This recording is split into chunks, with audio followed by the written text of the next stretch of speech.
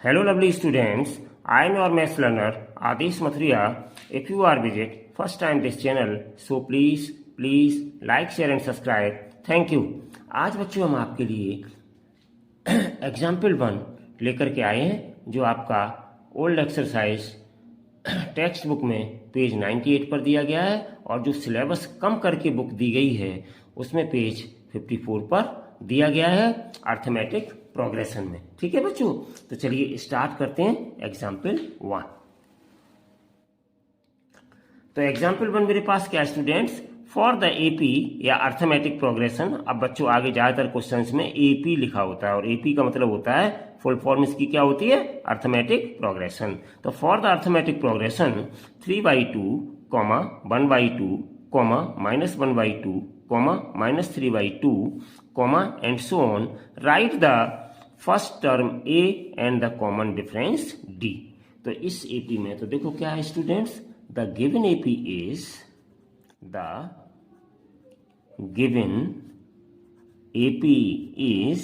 क्या हमें AP दी गई है 3/2,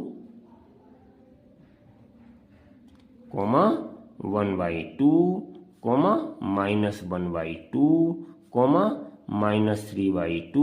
-3/2, एंड सो ऑन। ठीक है स्टूडेंट्स, ये हमें एपी दी गई है। अब हमें इसमें क्या करना है, फर्स्ट टर्म फाइंड करना है और कॉमन डिफरेंस डी फाइंड करना है। तो देखो स्टूडेंट्स, हमने आपको पहले ही सिखा चुके हैं, बहुत ही सिंपल एग्जाम्पल था लेकिन करवाते जरूर हैं क्योंकि एग्जाम में कभी कभी 1-2 नंबर में ऐसे क्वेश्चंस भी, जब पेपर बहुत अच्छा आता है तो बड़ी सिंपल क्वेश्चंस दे देते हैं। ठीक है बच्चों, तो यहाँ पर देखिए क्या हमें फाइंड करना है, एक तो हमें फर्स्ट टर्म फाइंड करना है। तो ध्यान दीजिएगा, फर्स्ट टर्म को हम ए कहते हैं, तो ए की वैल्यू हमें निकालनी है यहाँ पर, और डी कॉमन डिफरेंस को कहते हैं, तो डी की वैल्यू हमें फाइंड करनी है। ठीक है ना स्टूडेंट्स, ये हमें चीजें फाइंड करनी है। तो चलिए बच्चों स्टार्ट करते हैं। तो देखिए फर्स्ट टर्म, तो फर्स्ट टर्म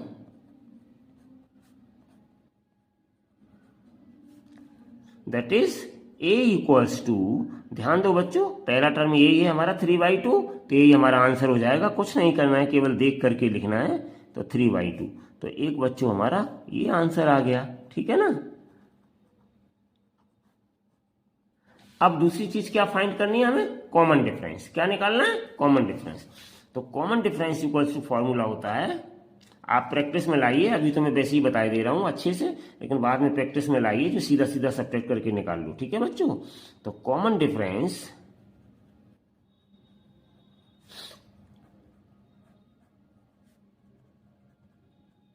क्या होता है, सेकेंड टर्म और माइनस फर्स्ट टर्म, या फिर हम ये कहें कि सेकेंड टर्म बच्चों A2 होता है, फर्स्ट टर्म A1 होता है, या हम ये कहें A3 - A2, या हम कहें A4 - A3। इस तरीके से चलते चले जाते हैं, इसमें से सेकेंड में से फर्स्ट को, या थर्ड में से सेकेंड को, या फोर्थ में से थर्ड को, इस तरीके से माइनस कर जाएं, सबके सेम आते हैं। तो कॉमन डिफरेंस को स्टूडेंट्स हम डी से डिनोट करते हैं। और देखिए सेकेंड टर्म मेरा क्या है 1/2, तो हम 1/2 लिखेंगे। ठीक है ना, और माइनस फर्स्ट टर्म मेरे पास 3/2 है, तो हम 3/2 लिखेंगे। ठीक है ना स्टूडेंट्स, अब इनको हम थोड़ा सा सॉल्व कर लेंगे, तो सॉल्व करने के बाद आपका आंसर आ जाएगा। तो सॉल्व करेंगे तो कितना आ जाएगा, इसका देखो एलसीएम कितना आ गया, दोनों का 2 आ गया। तो यहाँ पे क्या रह गया फिर आपका 1, और माइनस यहाँ पे क्या बचा 3। तो डी इक्वल्स टू कितना आ जाएगा, तो डी इक्वल्स टू आ जाएगा 1 में से 3 माइनस करेंगे तो 2 बचेगा, लेकिन ग्रेटर वैल्यू माइनस साइन किए तो माइनस आ जाएगा, और अपॉन नीचे स्टूडेंट्स 2 है ये आपका।